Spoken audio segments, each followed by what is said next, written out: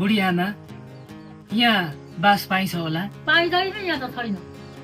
आफूलाई त बस्न ठाउँ छैन, मनकै गरेको त। अब वरपर पनि कतै घर देख्दिन आमा। रात झमक्कै परिसक्यो, बरु भित्र बस्दिन आमा, यही सिकुवामा सुत्छु। मलाई एक रातको लागि बास दिनु पर्यो आमा।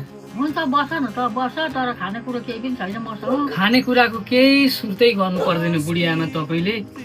मसँग यो एउटा चाहिँ ढुङ्गो छ, म यही ढुङ्गो पकाएर खाउँला, असाध्यै मिठो हुन्छ आमा।